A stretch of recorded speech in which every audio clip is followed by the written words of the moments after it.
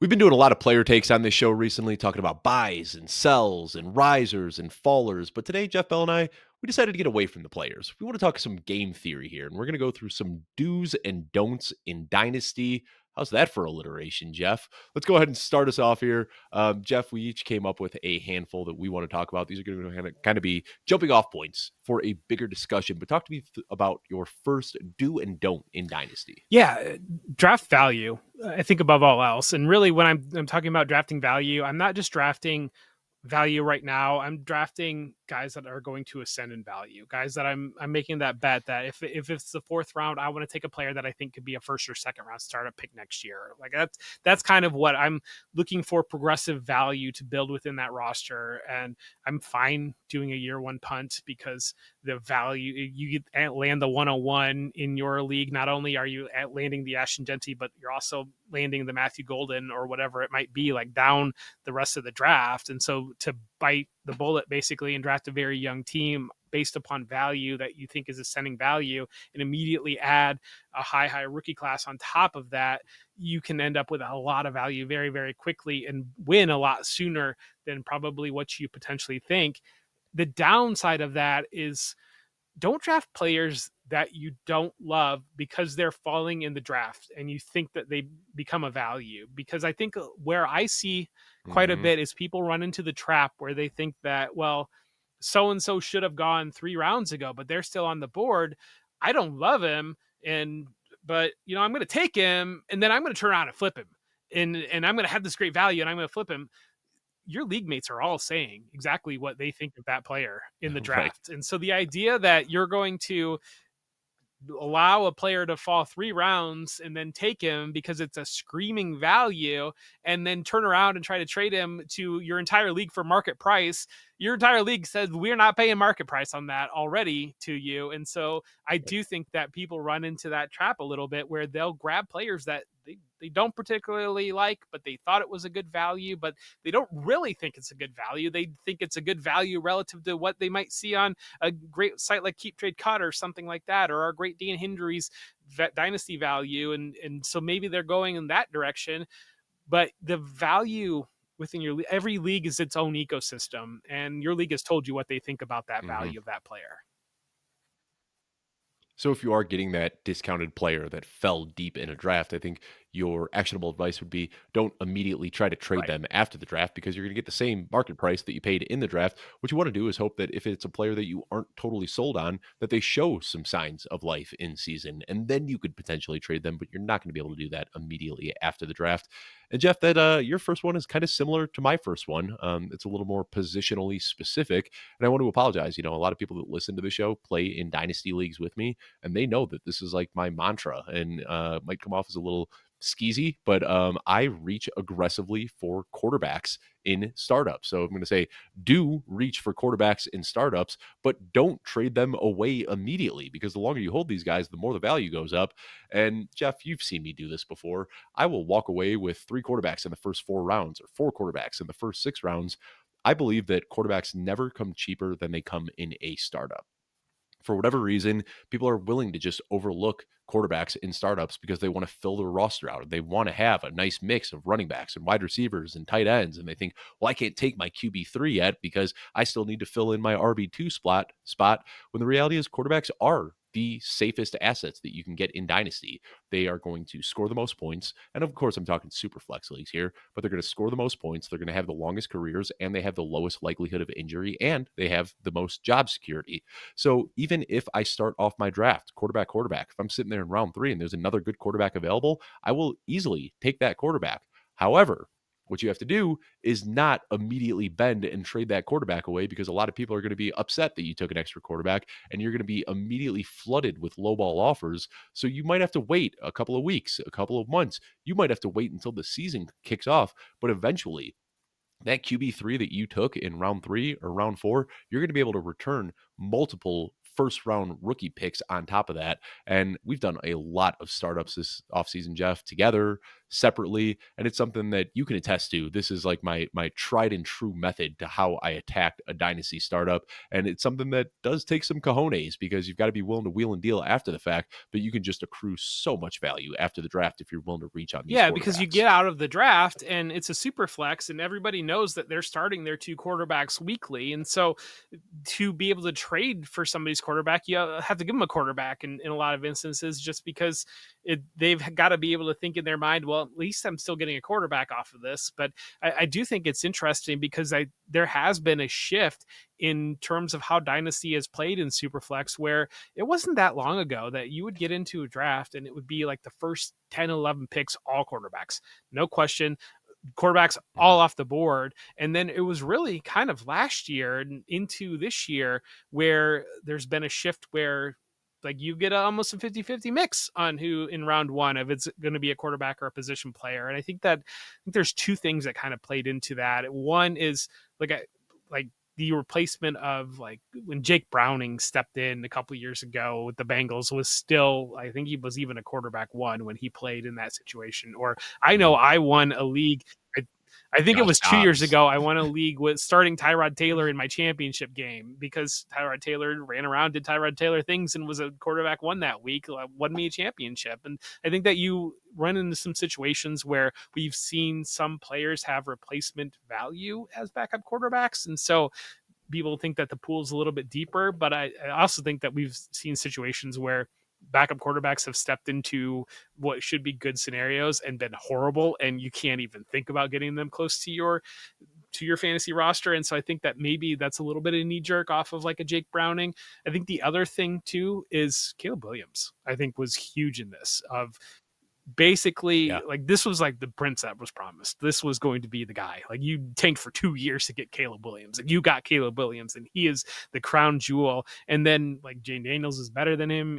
Even Bo Nix was better than him in fantasy last year. And so I think it's the type of thing of feeling like Caleb Williams was such a sure thing, and then it turning out and being very disappointed off of him. I think that that kind of shifted the mindset of like, well, maybe there aren't sure things at quarterback, and if there's not sure things at quarterback anymore, should we be valuing them relative to maybe a running back or a wide receiver that we think is more of a sure thing? And so I think that those two things kind of came in and allowed for the situation. I think the other thing too for fantasy, it feels like quarterback's never been deeper than it is right now because I think that Oh, yeah, 100%. and Yeah. There's like 28 yeah, and QB1s, it feels like like. 28 might be pushing it, but definitely like 24. It feels like there's like 24 Yeah. quarterbacks, and we do these best ball drafts. You're sitting there, we're both taking waiting and then taking three quarterbacks, kind of in that quarterback like 13 to 22 type of a tier because the upside on these guys are so high. And so I think it was not that long ago where there were only like six quarterbacks that you felt relatively good about, and maybe you could get Tim Tebow that might give you a quarterback one type scoring. But like I do think that we are at a position where the league has, and really a lot of it I think is players like a Lamar Jackson or Jalen Hurts, and like figuring out how to Mhm. implement them into an NFL offense instead of there's only one archetype of a quarterback. He's got to be big, strong, stand in the pocket, fire into a tight window. Teams have figured out how to scheme around some other types of players, which has opened up a ton of potential in fantasy football, made the quarterback position deeper. And so I think that those two things kind of have played into it on declining that quarterback value. But again, what you talk about, if you don't have a quarterback every week in your superflex league, the number one thing you're thinking about every week is I don't have a quarterback right now. Right. And that's why you can get much more value for these guys on the trade market than you can in a startup. And you talk about Caleb Williams kind of being disappointing, but I think even the years leading up to this, like CJ Stroud Yeah. outplayed Bryce Young in his rookie season, another guy that was the number one overall pick, this 2021 draft class that was supposed to reshape the NFL as we know it. The first round quarterbacks in that draft class, Trevor Lawrence walked away as the best one.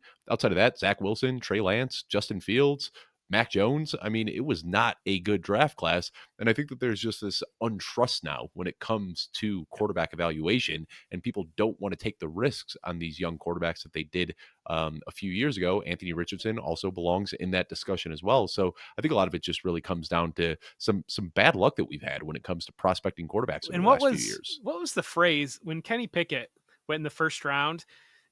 Insulated value was what everybody was talking about Yep. because Yep. Yep. I the remember that. Yep. expectations were basically, well, it's a first round He's got his quarterback whole that rookie he's deal. going to play his whole rookie deal. You're going to have 4 years of fantasy contributions of him figuring it out. And we've just gotten to the point now, like it's teams have all the expectations of the way that they're managing their team has completely been nuked relative to the way that it used to operate. There's no more, we're going to give Blaine Gabbert 5 years to figure this out. And we'll wait 5 years and realize we are completely screwed. It's this kid doesn't got it. This, Trey Lance was drafted third overall and got yeah, five it's starts. this guy does not got it. And we don't need to see any more. So let's keep working down here, Jeff. What is the next do and don't that you have for dynasty managers to pay Yeah. attention So to? again, hitting that value, but do draft a team that will gain value. Don't punch your future assets, then leave the league. And I think that it's interesting because I'll do like a dynasty AMA on Reddit, and I'll get questions about, like should I be playing this like redraft, or should I be viewing this in a 3-year window? And I mean, if you want to be the most ruthless player in the room, and you're thinking that I want to get in, cash out, and I'm just going to bail. I mean, first off, why are you playing Dynasty? Like, just play a redraft, and like Yeah. don't play it like redraft and take values on guys and then leave the league high and dry. I do feel like when you're joining a fantasy league, it's to some level you're signing a social contract with basically 11, 12 other people or 9 other people, whatever it might be, that you enjoy spending time with these people, and you're going to be a good contributing member of society. You're not going to just try to screw everybody, take the cash and run and leave them high and dry. I think I really push back hard on that thought of playing Dynasty like redraft, or playing it like I'm going to get in, I'm going to try to win the first year or 2 years, and then I'm going to bail out of this thing, because I just don't think that that's healthy for the game of Dynasty as a whole. I don't think it's a fun experience for what you're doing. I Mhm. don't think it's good for your league. I don't think it's good for our game of Dynasty football. I think treat it like you're playing Dynasty. And if you don't want to play Dynasty, don't play Dynasty. And I see it all the time, and it will ruin the entire dynasty league experience halfway through the draft when you see somebody just going out of their way to draft all the old guys and trading away all their future firsts for more picks in the startup that they can use on more old guys. You can kind of see the writing on the wall, and it just, have some morals. Like, you're playing dynasty. I joke all the time, like I've left one dynasty league in my entire life, and I talked about it on the show a couple of months ago, and it was a league where I had some kind of shady stuff going on. But even then, I paid for my year's dues, and I found another manager to take over. I didn't just leave. I didn't leave the guys high and dry. I had a very good team, found somebody to take over, and I paid their first year's dues, because when I sign up for a dynasty league, I say this all the time, I view it as like a blood oath. Like, I am signing up for the long haul. I want to be doing this 10, 15 years from now. And so many people play in these 2 to 3 year windows. And I know a lot of times they say 2 to 3 windows because it's hard to project beyond that. But I feel like what happens then is people change their mindset into saying, well, this league that I'm joining is only going to last for 2 to 3 years. So why should I be invested any further than that? I will promise you, the longer you stay in a dynasty league, the better it gets. I mean, they age like fine wine. You start to learn the nuances of your teammates or your league mates. It just becomes more fun, the camaraderie, the inside jokes. So, sure, if you want to say that like you can't project beyond 2 to 3 years, that's fine. But don't join a dynasty league with the impression that it's going to fold in 2 to 3 years. That's just not how we should be Yeah, playing and, this and game. I have tremendous respect for the way that you approach that and do that. I feel like I have a different mindset, but like I still think it's overall positive mindset where I will leave a league if it's not working for me. If I recognize that my life has changed, like something, or I recognize I've been in some leagues, like Ryan McDowell runs a kitchen sink league, and it's so much fun and it's really good. Yeah. And he invited me, I got to play in it for a couple years, and I kind of recognized like, hey, like this, I just don't have the time to commit to this, and somebody else is going to be thrilled to get this invitation. And for the health of the league, if you're not an engaged manager, don't feel like you have a blood oath that you have to stay there because you're not contributing positively. But like I'm the type that like Fair. I Yeah. like if I were to go on a hike, like I almost want to bring a trash bag along with me because the like nothing sets me off like if I'm walking through the woods and I just see trash like laying like in the woods. Like I want to leave my dynasty team better than I found it, basically. And so it's like almost the type of thing of like if I run into a mess where I'm not necessarily enjoying the league, but I don't want to be there anymore. But at the same time, like I'm going to do my very very best to make sure that this orphan is going to be able to be picked up by somebody and they're going to be excited to have this team. Like I will put the work in to be able to flip it to get to that point. And then kind of like I left a league this year that was a campus to Canton league, great league. I love the guys that I was with, but I just didn't have the time to play the college fantasy aspect of it.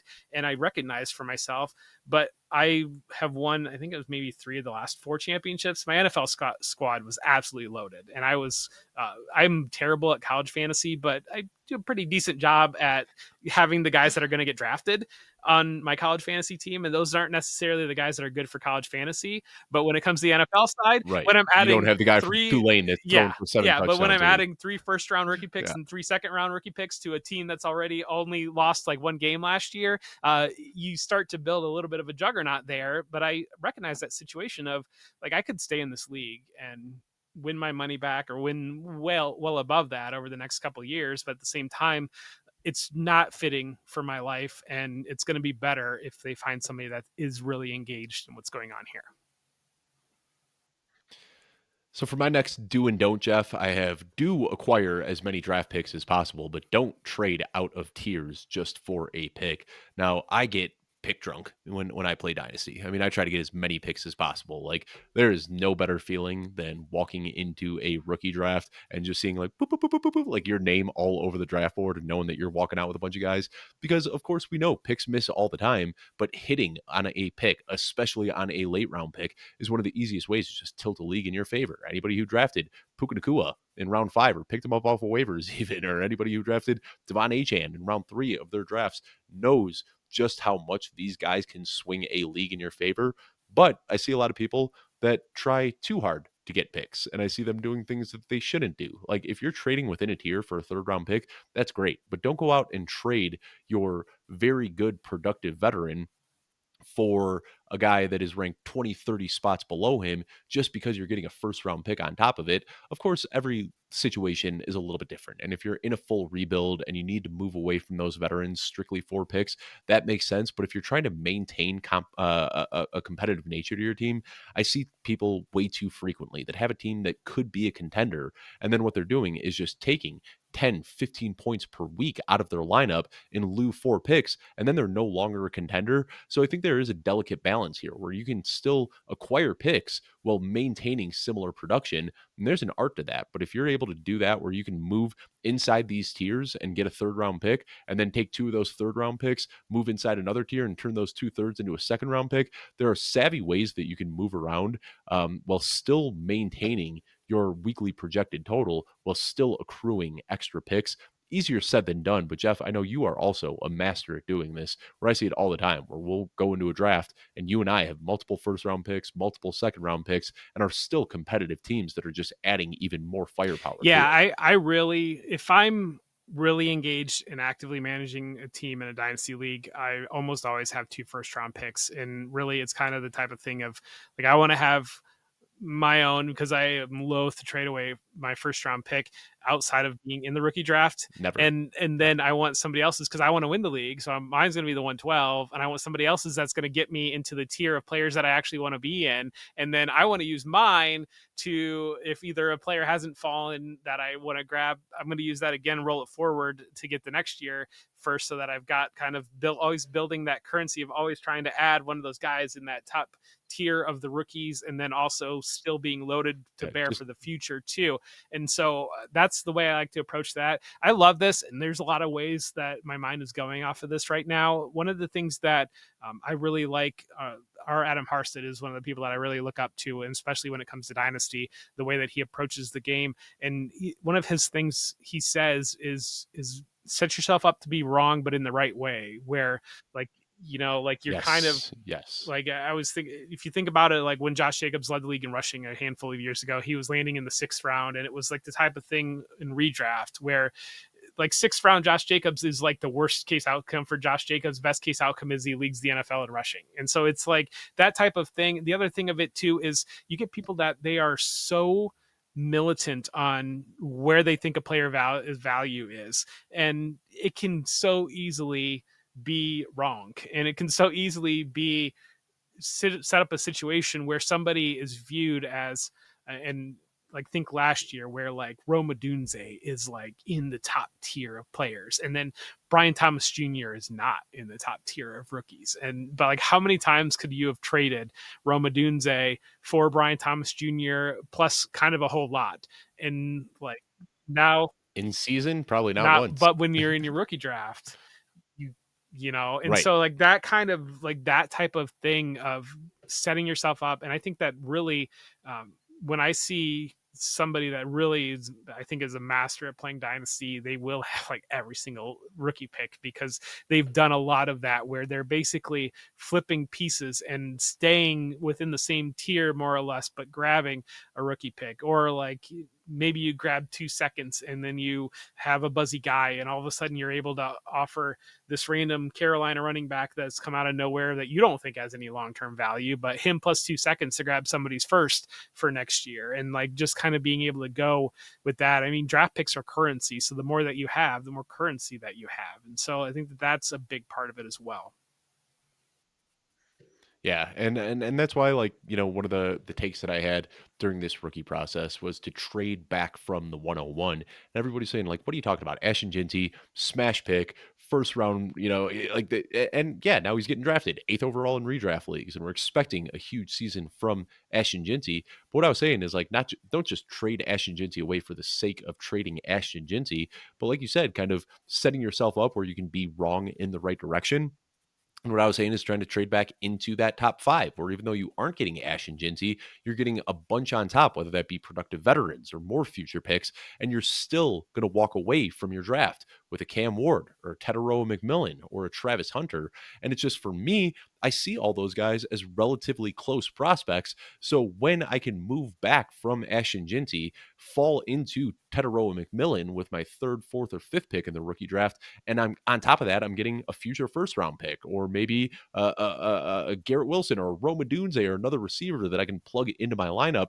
It just makes too much sense for me. And I did that a few years ago, and I caught so much flack for it at the time. I had the 101 in a draft, and it was the Bijan Robinson year. And I ended up trading back from that 101. And in return, I got Drake London, who was a disappointing year 2 player at that time. I got CJ Stroud with my 4th overall pick. And then I got a 3rd round pick that I turned into Devon Achane. So sure, I'd love to have Bijan Robinson on that team, but I much prefer having CJ Stroud, Drake London, and Devon Achane. And of course, that is a best case scenario. That one really worked out in my favor, but that's why you try to set yourself up to be in those positions where you can just turn one pick into 3 or 4 productive And players. really like kind of thinking about like one of the things that I think about with rookie picks is the way that Bill Belichick approached the actual NFL draft with his rookie picks. And Bill Belichick would never trade like just a 5th round pick for a player. He would always trade a 5th round pick for a player and a 7th round pick, because it's a Yep. lot easier to move up when you have a piece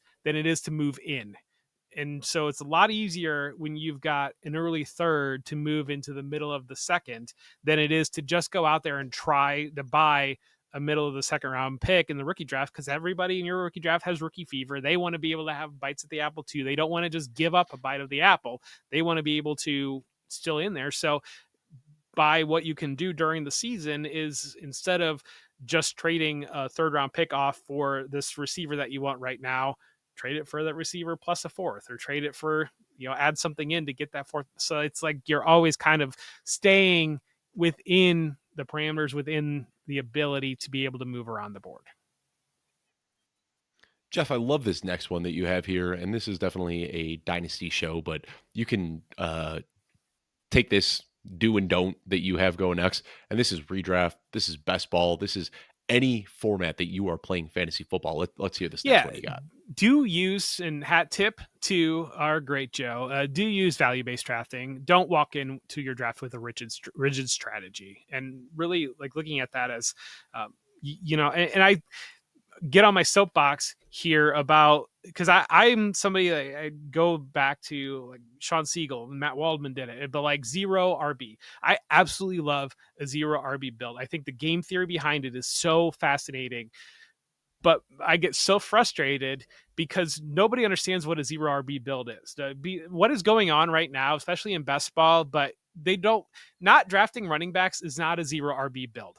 A zero RB build is, I see that my draft is valuing running backs. And so I'm going to pivot and take the wide receivers and take the quarterback and take the tight end and build a massive advantage in these other positions and punt a position completely that I think I can get replacement value in. And so it's like, if you're in a room where half your draft is just not drafting running backs because they think that they're drafting zero RB, just take all the running backs and beat the heck out of them, because running backs score a lot of points. And so it's, and again, we talked about quarterbacks, the way that quarterbacks were valued in Dynasty not that long ago. Of the first 10 picks would all be quarterbacks. If you played fantasy football for a long time, you can remember back when the first 2 rounds, you would have 21 of the 24 picks would be running backs in a draft. And then like one Yeah. person would take like Peyton Manning, And and you were one getting person, ridiculed if you took a wide yes, receiver. you would get ridiculed if you took a wide receiver. And so Yeah. you were able, and I'm not talking like dinosaur time ago, I'm talking about like Calvin Johnson, Andre Johnson, 5, 6 years like ago. these are like, Yeah. they're within, I was a grown-up adult when this was happening. And so I know that I'm very old, but I was, I remember getting made fun of for taking Antonio Brown like 5th yes. overall in my league, and they're just like, "What are you gonna do about your running back position?" And I Yeah. don't know, I'll figure it out, but I got the highest scoring player in Yeah, fantasy right and now. really, like around 2015, when Sean Siegel was coming out with the zero RB theory, it was because these drafts were, it would be 20 of the first 24 picks would be running backs. And so you would be able to have 3 top 5 wide receivers, plus the best quarterback in your league, plus the best tight end in your league. And literally, you just need to find 2 warm bodies at running back, and you're beating the heck out of your league. And it's just flung so far to that being said, running back replacement value is the easiest thing to get. And so to not drafting other positions other than a running back is a draft strategy, but I don't think that that's zero RB if everybody's doing it. I think it's just kind of a different strategy, but being rigid on that and saying, there's Christian McCaffrey sitting here at the 208, but I said I would not take a running back, and I am going to take the wide receiver instead because that's what I'm going to do. And that type of thing, I just think is being a very poor fantasy football player. Yeah, and I say it all the time that you take value in the early rounds, and then the value that you get in the early rounds should dictate the rest of your draft. So sometimes I go into a draft and I might walk out with 3 wide receivers in the first round, and then, okay, we're going to hammer some mid-round running backs and make up for this. And there's other times where, like you said, everybody is aggressively going after the running backs or after the wide receivers or whatever other position it may be. And I just say, okay, I'm going to start off running back, running back, running back. And just a few days ago, I know we're kind of bouncing around. It's not all dynasty talk, but I did this high stakes draft with Joey Wright a few days ago. And a lot of people would say it is just insane not to take a wide receiver with your first 3 picks, with any of your first 3 picks. But we just walked into a situation where it was just too good to pass on. And we started off running back, tight end. Trey McBride fell to us in round 3. And everybody in the comments was lighting us up. And they're just like, what are you guys thinking? How are you going to paint yourself out of this corner? Well, we just aggressively then, at that point, had to go after the wide receivers. And we're really happy with the team we walked out with. So let me read this off to you real quickly. Saquon Barkley in round 2, Jonathan Taylor in Saquon Barkley in round 1, Jonathan Taylor late in round 2, and then we had the 3rd round reversal. So we got Trey McBride late in round 3, which was just too good a value to pass on. And then we spent our next 6 picks. Tedero McMillan, Zay Flowers, Chris Olave, Stephon Diggs, Matthew Golden, Trey Harris. And it looks bizarre, but everybody was going so aggressively after wide receivers early that we were able to find value in other positions. And then when the board flipped and everybody was trying to get their running backs, then we were able to just gobble up this wide receiver value. So it's really about seeing how your drafters are drafting and trying to do the opposite. Wherever they're finding value, you find value at the other Yeah, and positions. I get feedback that I'm a very contrarian player, and the reason is because of that is because that's where the value is. Like the value is in being contrarian. Like Right. that's it's yeah. So I'm like I feel like I'm probably naturally a contrarian type of a personality, but at the same time, like that's where you can get value is doing the inverse of what your league is. If you see the Scott Fishbowl is going on. Like I've tweeted out my roster and I hammered wide receivers because my draft was only taking running backs. And so it was the type of situation where the value just was never there for me to take a running back. I was looking at receivers that were multiple tiers above the available running backs. And so I'll just take a wide receiver and I ended up with this draft. And then I lucked into it on the back end because my league just stopped taking running backs. And so I was able to get like a Trey Benson, a Ray Davis, a Jaron Wright, a Braylon Allen to fill the back half of my draft, guys, running backs with just a ton of contingent upside on that. And that is a zero RB build. What I did was a zero RB build. I leaned into the value. I grabbed wide receiver because everybody walked into my draft with and yes, in the fishbowl without having positional requirements, ideally an elite running back is going to be the best asset that you can have. But if you're trying to turn a guy that is clearly not an elite running back into an elite running back in your mind because you think you have to take a running back, meanwhile, there is a legitimate elite wide receiver sitting here, like take the guy, take the value. And then I think when you do that, what you do and just what you did in your draft there is, yeah, you locked in two high end running backs and a high end tight end.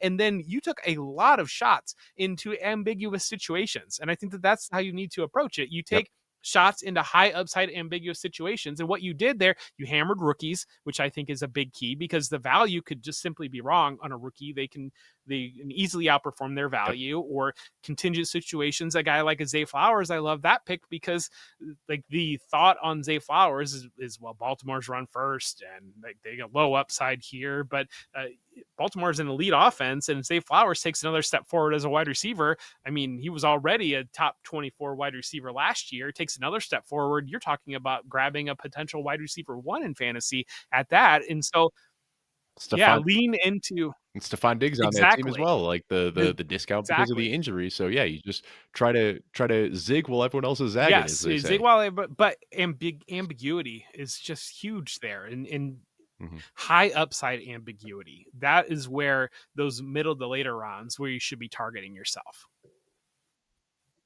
And I'm gonna pull it up real quickly because I was talking, Clayton Gray, our general manager. He likes to pretend that he's not like a football guy, that he does a lot of the behind the scenes stuff, but he is also one of the sharpest fantasy minds that I play with. And we did this mock draft for our magazine, and I had to I orchestrated this mock draft, and then I asked everybody questions, and this was a redraft mock draft, but on his team, I really like the team that he drafted, and I can't remember all the players off the top of my head, but I said the question I asked him was some players get scared off by ambiguous situations, but you attack them in this draft. Is this a testament to your confidence in predicting the correct outcome, or do you think the fear from most drafters presents opportunities for big discounts? And he had a great response, and you can read the entire thing in our magazine. But basically, what he said, avoiding ambiguous situations is a smart way to stay out of the basement in your league. The problem is that it's also a good path to finishing sixth. And I don't care about finishing in sixth place. We play fantasy football for the thrill of chasing championships, and those are the moments we remember. And you hit on those moments by attacking ambiguous situations. So this also goes back to kind of what we were talking about with Adam Hart said earlier. You set yourself up to be wrong in the right direction, and where a lot of people get scared off by situations because they say, I don't know where it's going to go. If you're willing to just continue attacking those ambiguous situations, you're going to miss on some and you're going to hit huge on others. And that should balance out for what could be a Yeah, very good and Dave, roster. you know me well enough to know that I'm the type of, especially when it comes to ambiguity in fantasy football, it's the type like everybody could be running in one direction, and I'm basically like the Winnie Pooh like meme where I'm like, oh, more for me, all right. Like I'm just gonna, and I don't. It's not Uh-huh. that I'm overly confident on that I'm gonna pick the right choice there, but I'm gonna give myself an opportunity to pick the right choice. And we practice what we preach. I've done over 100 best ball drafts so far. Jeff, my most drafted player right now on over 50% of my rosters is Keenan Allen. I don't think it gets more ambiguous than a guy who isn't even on a team right now, but everybody gets scared off by that ambiguity, and I will just take him in round 17 and 18 and hope that it breaks in How my much Keenan Allen favor. do you think I All right, have? Jeff, we got two more dues, and I'm guessing probably somewhere between 40 and 50% as 47%, well. yeah.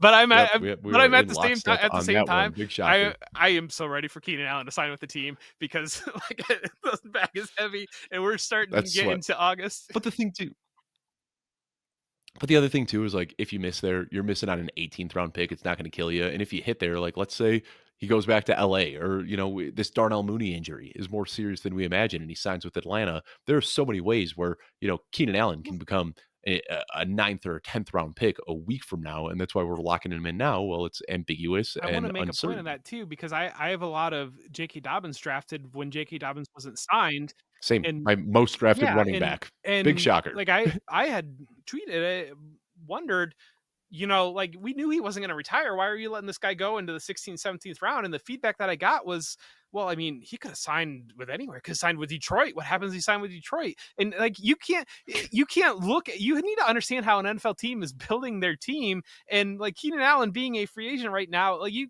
can't look at it and say, like, there is not 32 teams in play that could sign Keenan Allen. He's going to sign into a situation where they really need him and he's going to be playing a lot. Like J.K. Dobbins is not going to sign on to be the third string running back in Detroit. You can't look at it as 32 teams are in play for this player. You've got to look at it as he's going to sign into what the best situation for him is. And I think that that is a massive Mhm, difference in mindset of how you need to approach these ambiguous situations, especially like that's kind of a rare circumstance, but you can't look at it as like, I mean, this could be the worst potential outcome. He could be backing up David Montgomery and Jameer Gibbs.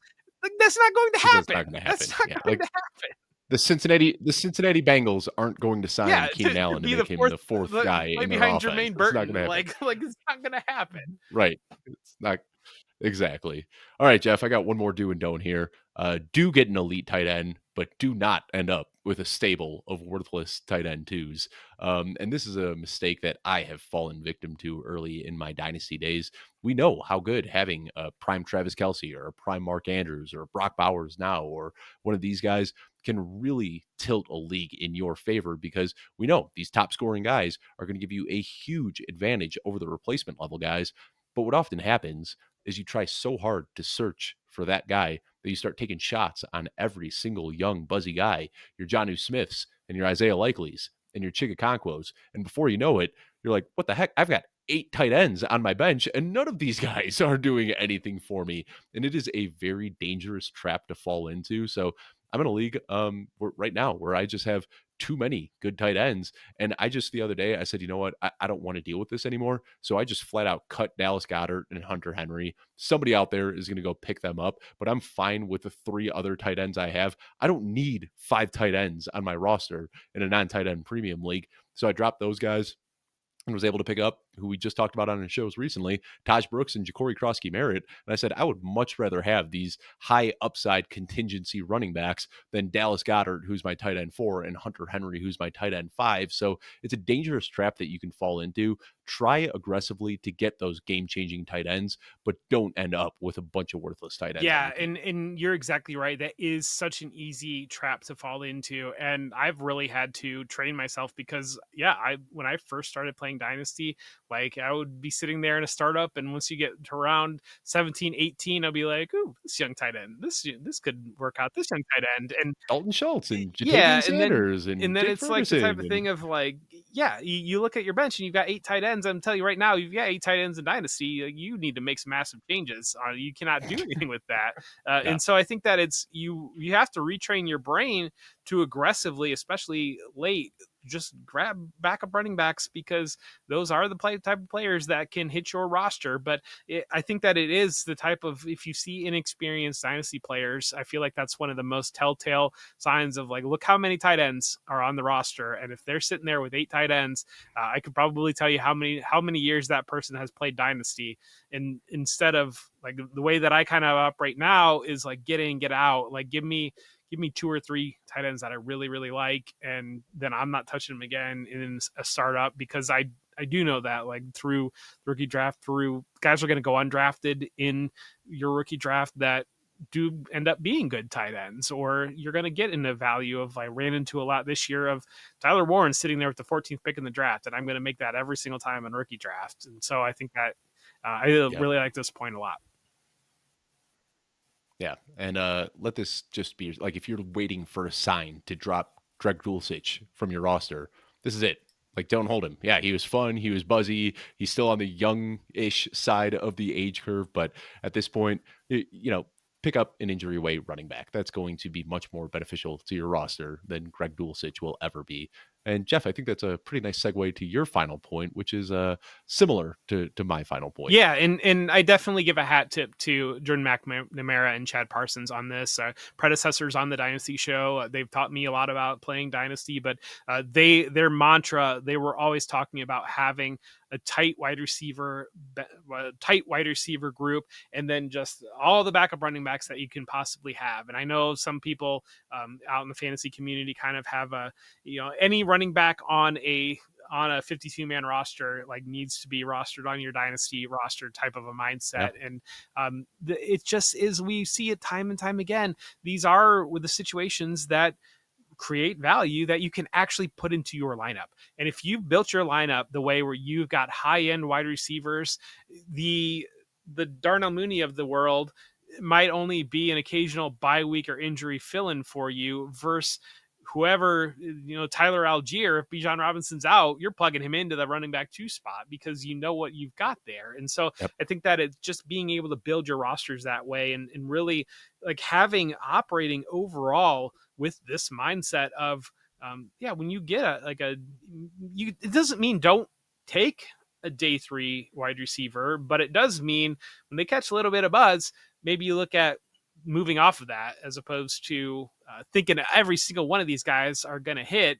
Look for those opportunities that are like Dante Thornton's big, strong, fast, and maybe generates some buzz, catches an 85-yard touchdown in week one, and maybe you want to say, okay, now it's time to cash in my Dante Thornton stock. And so I think it's balancing that mindset, and this plays into the tight ends, like you mentioned, of like, don't have this rigid mindset of like, well, I can't take those guys. I need to only take running backs because only running backs will have value. I mean, take the value. If the guy's sitting there, and I think it's so fascinating because I'll see a lot in Dynasty of this mindset of like, and I firmly ascribe to the, like, I view players as guys that matter, guys that could matter, and then guys that won't matter. And I kind of have a joke in my Mhm. mind because I see people that are just extreme in this mindset, and it's like, well, do you only like have 18 of your 28 roster spots filled with players because these other 10 guys you don't think they'll matter? Like, you're still going to have those 10 guys there, and so, like, you can't just like completely write things off, but at the same time take the value on it and recognize that when you can capitalize on that, probably take advantage and capitalize on that. Yeah, and I think if you are going to take shots on day three wide receivers, you want to take shots on the rookies or maybe the year two guys that you can kind of contextualize a down rookie season. But when I'm getting late into my dynasty drafts and I kind of turn that page where I'm like, this is where I'm going to just start hammering these young running backs that are an injury away. There's nothing I like more than seeing drafters out there taking Tyler Lockett and Adam Thielen and Ray McLeod and these guys that aren't ever going to appreciate in value and aren't going to probably hit a lineup unless things have gone terribly wrong. And that just opens up pockets for me to get even more injury away running backs that can give you immense upside. And that's what I'm trying to do late in these Yeah, and I drafts. think that really brings up a point of um, know your league rules. Know your league rules. I think that Yeah. definitely, because so I'm in Scott Fish. Scott Fish runs safe leagues, and I think that these leagues are fascinating. They're public leagues, and the way that the rookie picks work out is basically like best ball is running in the background of your roster and creating potential points that give you your draft order. And in those leagues, I basically, my bench, I want, like, so if I'm starting 10 guys, You want people that aren't Yes, scoring I points. want. So if I've got 10 Yeah, guys in my the starting max lineup, points I scored, want yep. 12 good guy. I want 12 great guys, and I want like nobody else basically, or like I want guys that are like the deep contingent, because I want to manage my potential points to make sure that my potential points are hitting my lineup. And so I'll be very aggressive in Mhm. that type of a format, in consolidating and trying to roll pieces together and making sure that I've got the tightest roster and the highest upside that's actually in my lineup. And all those points are counting for me and pushing me up and being able to draft. You can build great teams that you're still drafting at like the 105 or the 106 of your rookie draft if you're actively managing that. And then on the flip side of that, if you're in a best ball dynasty league, like having, we talk about, like, you can talk about better in best ball receivers or these deep guys that in a managed league you might not necessarily want.